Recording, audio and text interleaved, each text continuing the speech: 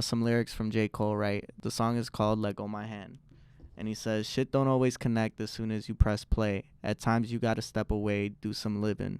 Let time provide a new prescription, giving truer vision. And I took that right because, like we said, a lot of the times we get so caught up in what's next, that we don't take the time to take a step back and focus on our lives. We don't take a step back to focus on like living our lives and creating these new experiences that we can go then and talk about or just reminisce about, right? I think that that's the beauty and a curse in being an artist, but also being a person, is that we get so caught up in our lives that we forget about the people around us. We forget about everybody else's feelings as well as our own. We just focus on what feels great now, the instant gratification part of it. This is Sad Boy Radio. What's going on, everybody? Welcome back to Sad Boy Radio. I'm your host, Matt, and today we got a very special guest straight from Chicago, but now, he's out there in Puerto Rico. Go ahead and introduce yourself, bro. Yeah, I'm JBro Bugatti. Let the people know what you're about, who you are, for those who don't know. JBro Bugatti from Chicago. I recently moved to Puerto Rico to pursue my dream and shit. And yeah, I'm doing everything for Chicago, bring it back home to the city, and just trying to go crazy for my people. That's that next big reggaeton star. He's opened up for Jay Cortez, Bryant Myers, a whole lot of different artists. A whole lot of. And man, you're like no stranger to change, right? You've gone from behind the camera to in front of the camera. You made that big move from Chicago to Puerto Rico. So go ahead and talk about that a little bit and, how those changes have really just helped you grow. You just can't have the fear of trying new things. You gotta always plan what's next and always try to pursue what your goals is, and complete your goals, make goals and complete them. So, everything starts off as an idea, then you set it into a goal and you got to complete that goal. That's the whole thing, like with everything I do. And yeah, like I started off doing photography.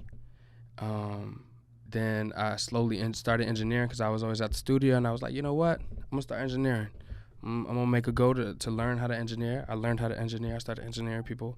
Started making good money off of just engineering, doing 40 hours a week and stuff. And then I got to the point where that was when I was like 19, when I first started like making music. I got to a point where I was just like, damn near 20. I was just like, you know what? I could do this music stuff, like this is not hard. So I got in the booth and I was like, you know what? I'm gonna learn how to make songs. I'm gonna learn how to actually like create a whole song. And I made that a go, and I conquered that, and and I just keep trying to just hit what's next, and that's a big thing and a big part of my whole life, setting a goal and completing that goal. A lot of the times that's what it's like, right? It's one step at a time. What's next? We're so focused on what's next that sometimes we forget about everything around us, right?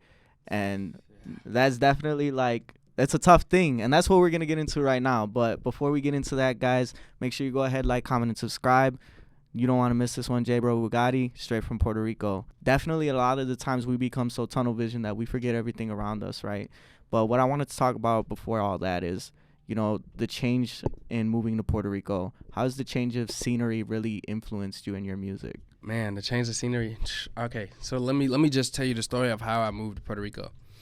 I went over there. I went to Florida first. I booked some flights. Did a playa video in Florida. And the girls we took to Florida with us was going to Puerto Rico right after. And so we was like, fuck it, I could curse. Yeah. We was like, fuck it, we can go to Puerto Rico too, have a good time. And so we booked 5 days in Florida. Then literally the last day in Florida, when all the girls was leaving, we was looking for flights. We found some flights from Miami to Puerto Rico. So we drove to Miami. We was in Tampa. We drove to Miami, went to Puerto Rico, and from 5 days, we stood 3 months. After 3 months, I came back to Chicago. And I did like a little party coming back the Baddies brunch. It was like a Sunday, and that's when I shot the video for Chicago. I did a little party there, and it went crazy. And I brought a whole bunch of people with me from Puerto Rico, as well. And man, we just kept really thinking about it. Me and Marcel, we just kept thinking about it, talking about it. Like, man, we really need to go. We really need to move to Puerto Rico. We really need to do this move. Like, because when we went to Puerto Rico, we met so much people in such a little amount of time, and people that could put us in bigger positions than what we were. So we're like, man, we need to make this move. Our peoples over there was like, yo, y'all need to move over here, you know, whatever. So we came over here for like 2 weeks, did the party, whatever, talked to our peoples, and we ended up going back over there. We went over there. We booked a flight, one-way flight, booked a Airbnb for a week, and booked a car for a week.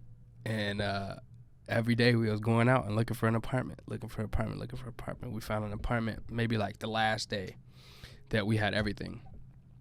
And the lady was like, you give me the deposit right now, we'll move you in next week.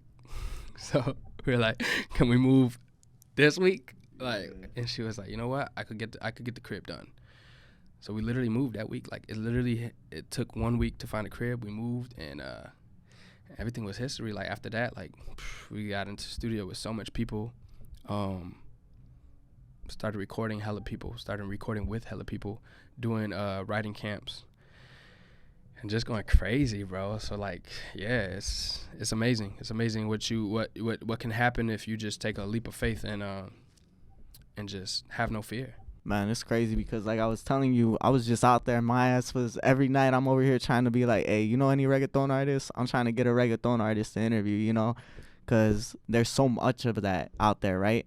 And the biggest reggaeton stars come from Puerto Rico.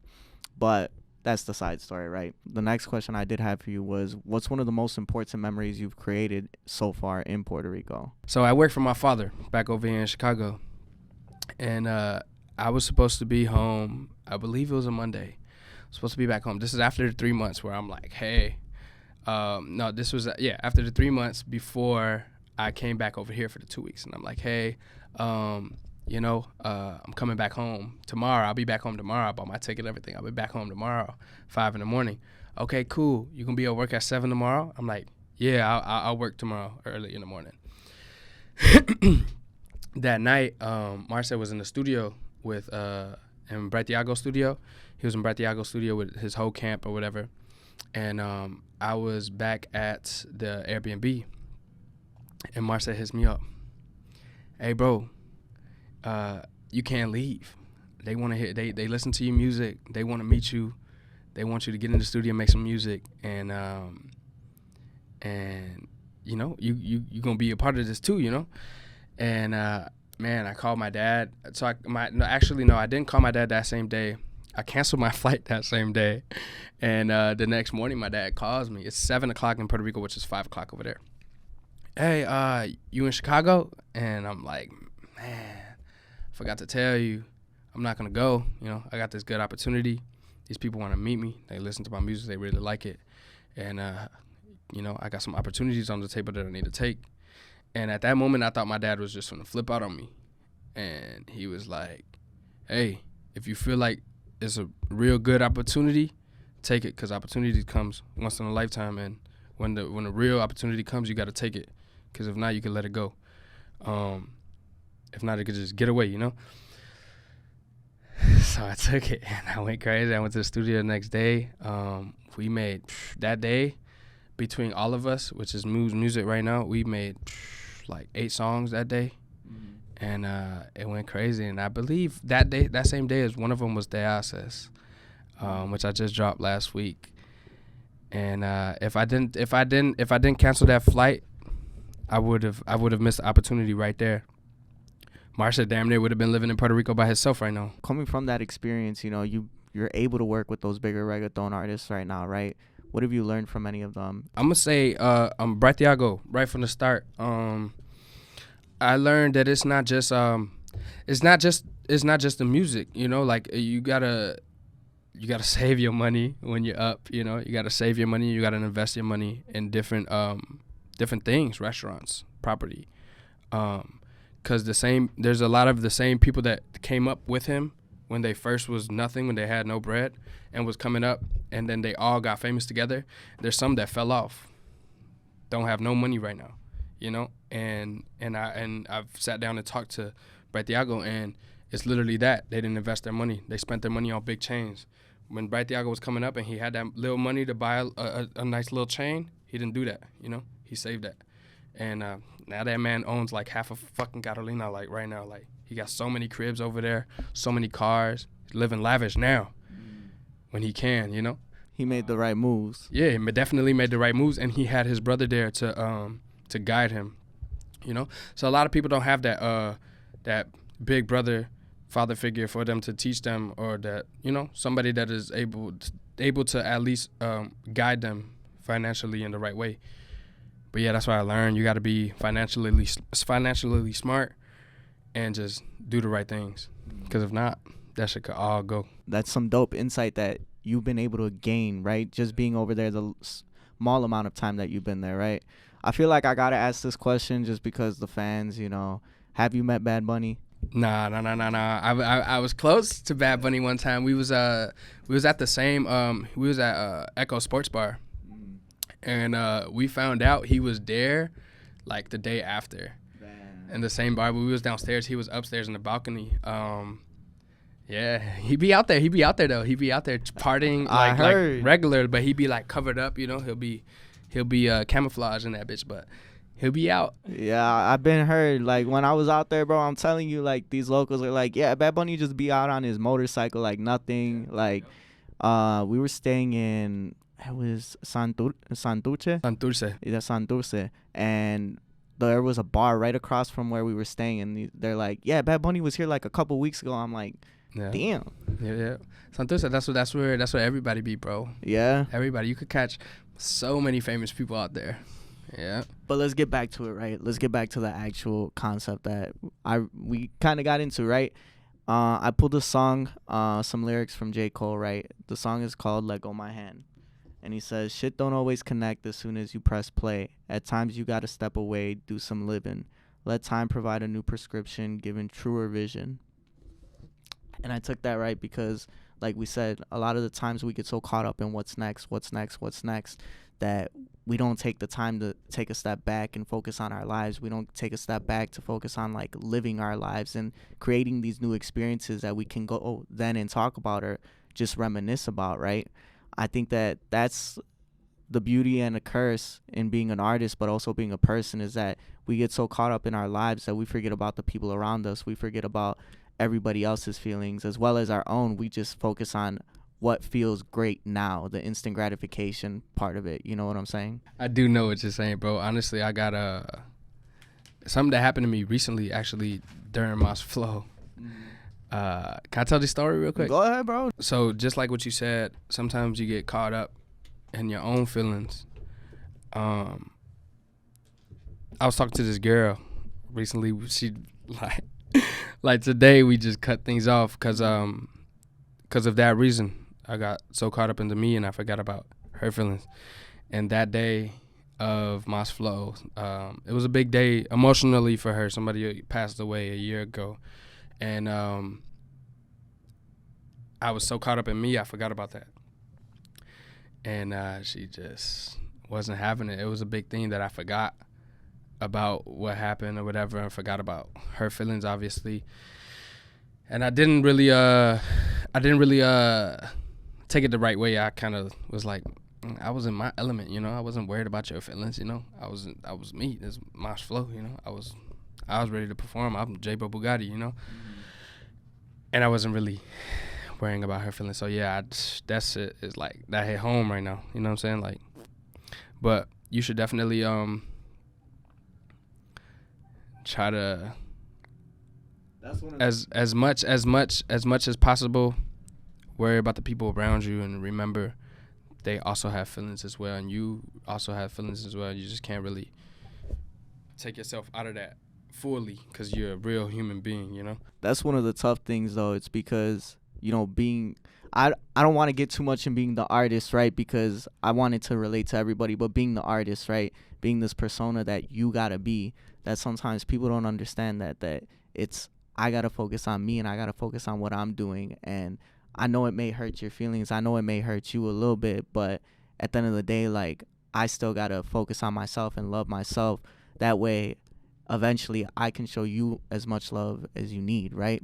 Sheesh. Yep. Man, we're gonna get into that though. We're definitely gonna get into it, and that's why I had this question set up for you. Was, you know, what is one of those things that you believe you overlook often, when it comes to focusing on what's next, right? You've talked about kind of overlooking your family relationships with your dad, right? You kind of had to overlook how he might have felt about you not coming back because you had to pursue this opportunity.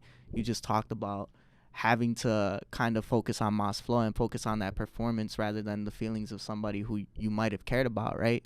So what's one of those situations that really does like hit home for you, and it's like, damn, like I've taken so much time for myself that it's like I've overlooked everything else? We're gonna go into like a relationship base. You know what I'm saying? Like as far as being an artist and trying to have a relationship, certain things you can't do. You know what I'm saying?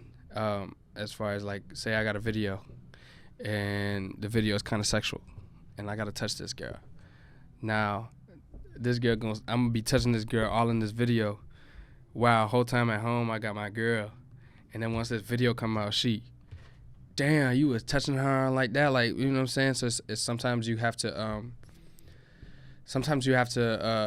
just realize that an action is finna hurt somebody else or some shit like that, like and just like try to get yourself out that situation, and you know what I'm saying? You don't have to touch her, you don't have to grab it, you know what I'm saying? Like, but as far as like being an artist, sometimes you just don't give a fuck, and you just like, fuck it, I'm gonna do what entertains my people, you know what I'm saying? What entertains my fan base.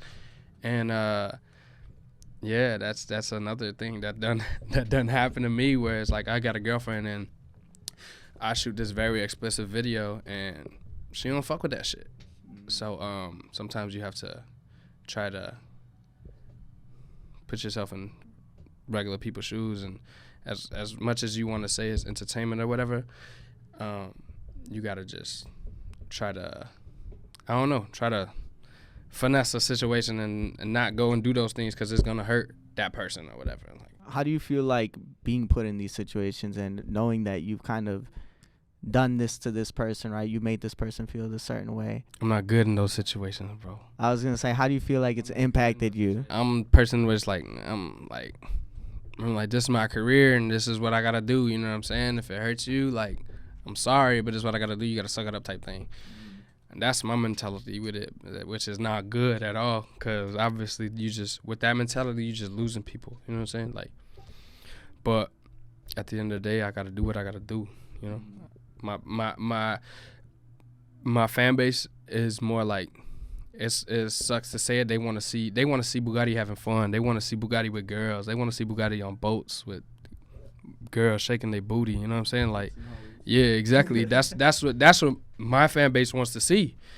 So as far as like the whole relationship thing, and it's hard. I brought all this up leading up to mi error favorito. Mi error favorito. That's really what caught my attention when I checked out your catalog, and I was like, damn, like, what was it? Sin amor, just like the whole concept, right? And I thought back to Brian Myers and Bad Bunny, Triste, right? Where he says, tal vez no te pienso, pero no te olvido. Tal vez no te extraño, pero no lo digo. Tal vez no cumplí nada de lo que juré. Tal vez tus heridas nunca las curé. Mm-hmm.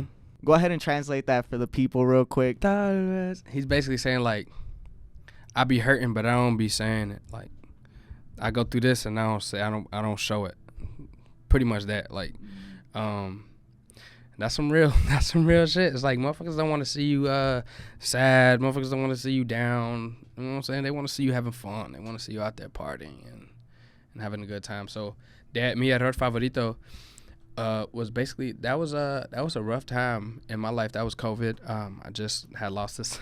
All my stories have to do something with a girl. I just had lost this girl that I really, really liked, and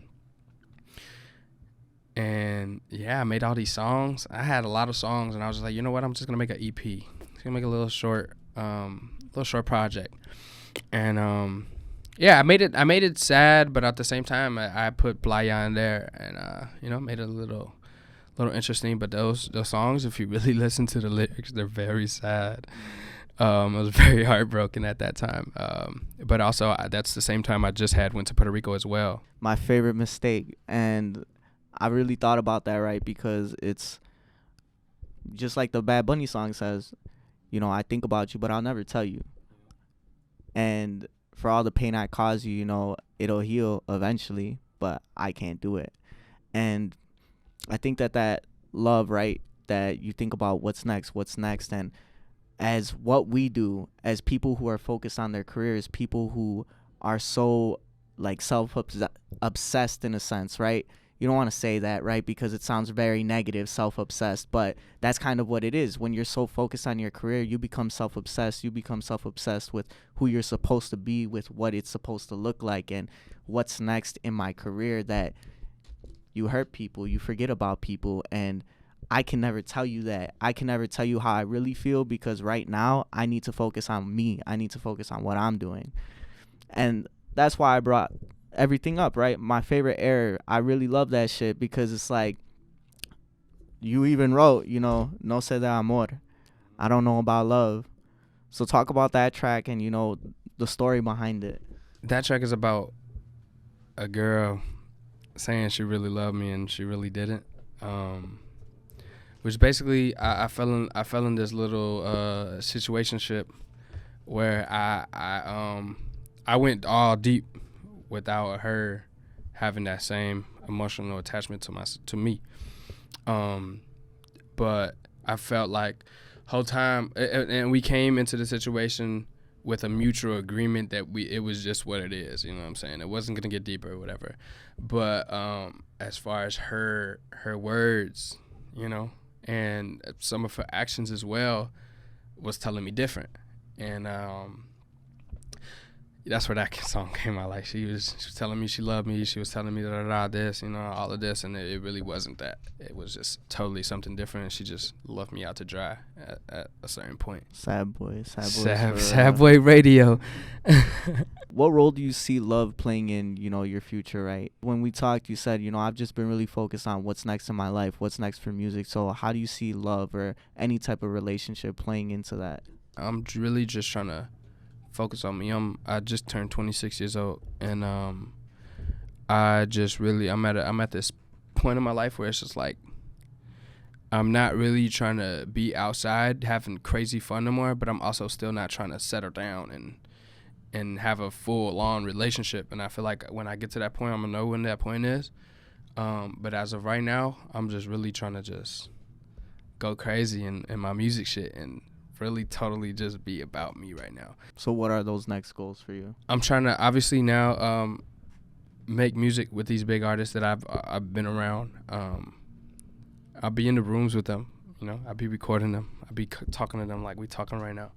So now it's just basically putting it more into like a business aspect and just like yo, what's up? Let's make music, me and you. I got this song for you. This is what it is, and I want you on this song. And making it happen. I don't have no major placements right now, so I feel like that's the next step in my career. I feel like my next 3-4 songs are just myself. So I'm gonna release those and keep making music, and hopefully I get some big placements this year. What do you feel like's the message that you want to send with your music, right? Because just like we talked about, especially with Mi Error Favorito, right? You had a message behind that. Sure. And it really resonated with a lot of people. Obviously, like, it caught my attention. And it's like, damn, like, that's some shit that a lot of reggaeton artists talk about, that broken-hearted shit. Amor Foda, like, literally one of Bad Bunny's biggest songs before he blew up to be who he is, right? So those elements always play a role. What do you feel like is the next, like, step and next, I guess, theme of JBro Bugatti's music? These next couple songs I got dropping right now are pretty much they're not they're about females and getting left behind and all of that. Still some sad boy shit. Still more dance hall, more Afro beats type songs. So you can move to it. But after this, I want to make music that's gonna make people happy and just vibe out and turn up and move and just be happy. Honestly, I don't want to make no more sad music. I want to flourish into making music that people could play at clubs, at festivals, and get turned up to.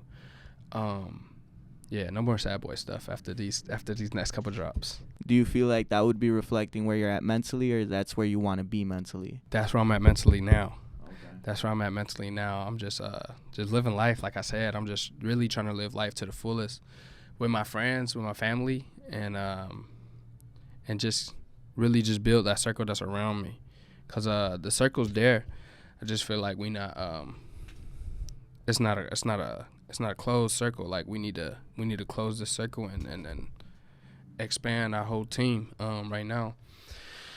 And my team is pretty much all my close friends and my family. You know, I don't have no outsiders that just randomly come and just like, oh, you know, I could do this for you. Like, no, I'm trying to make it with my team and my people. And I feel like that's where I'm at right now, trying to make music to make people happy, and just trying to build my team.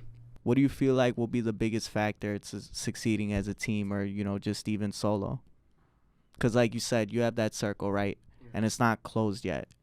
Is there a missing piece there? Is there something that you guys need to talk about and figure out? I feel like the missing piece would be just getting all my people to understand that like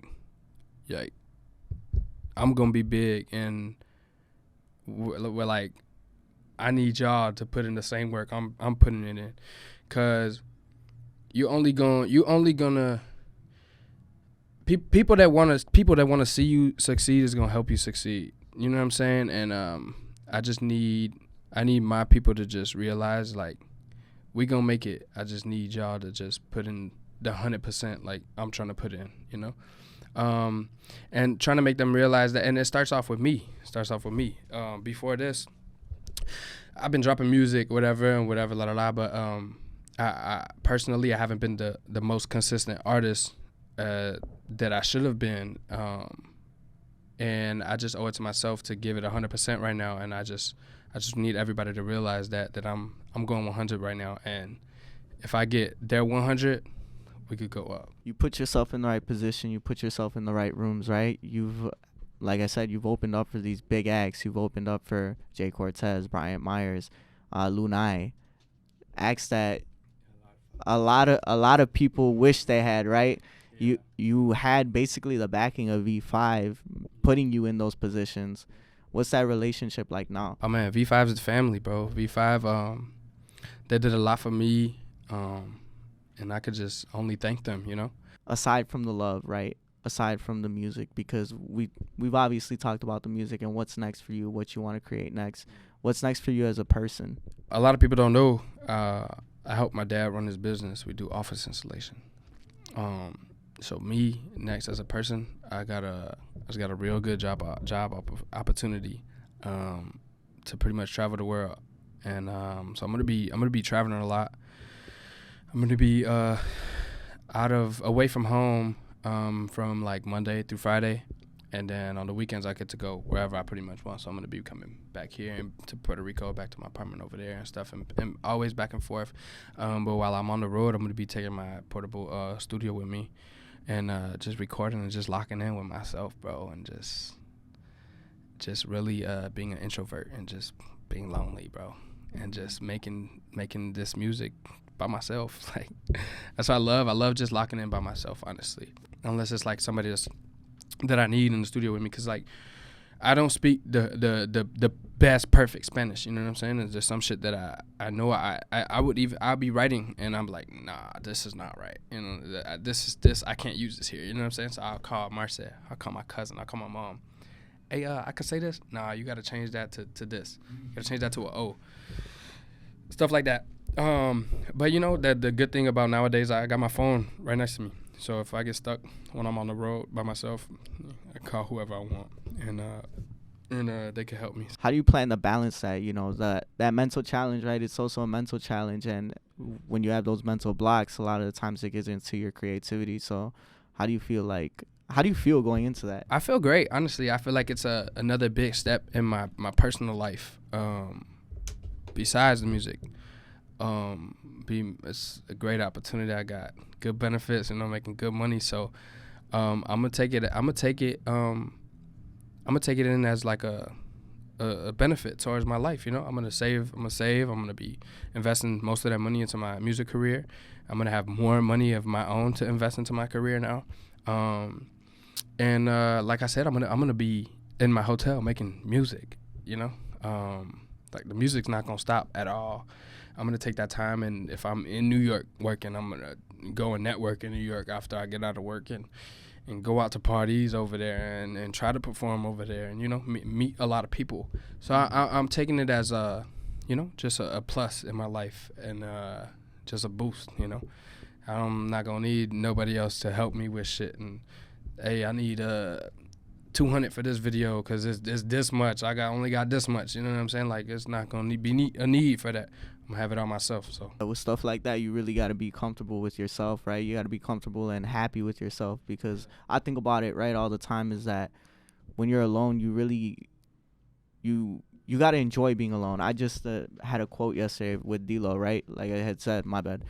From One Man Can Change the World. It's like you got to love yourself and you'll never be alone. There used to be times where I would see my friends out and I like maybe fell asleep or some shit, and I would wake up and my friends are out and I'm like, oh, I want to be out, you know what I'm saying?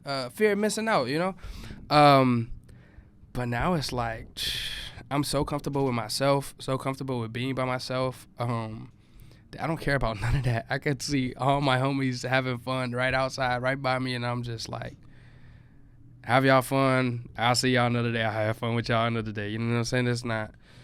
That shit don't bother me no more. But I used to be like, no, I need to be outside. I can't miss nothing, You had that itch. But it's also not even about the FOMO, right? It's not about the fear of missing out, but it's about being okay with yourself, right? I like to focus on the mental health aspect of it, right? That you got to be okay with who you are. And, man, you can go crazy in a hotel room, right? You can go crazy being alone and, like, really, like, yeah, you have FaceTime, yeah, you have phone calls, but at the end of the day, you got to sit with yourself and think, like, damn, what about that situation? And that's perfect for you, right? Because now you got writing material. Yes. I'm finna go crazy in my hotel room. For sure. So the last thing I did want to touch on was you and Marseille, right? Marseille. Go ahead and talk about that relationship and how you guys have grown together.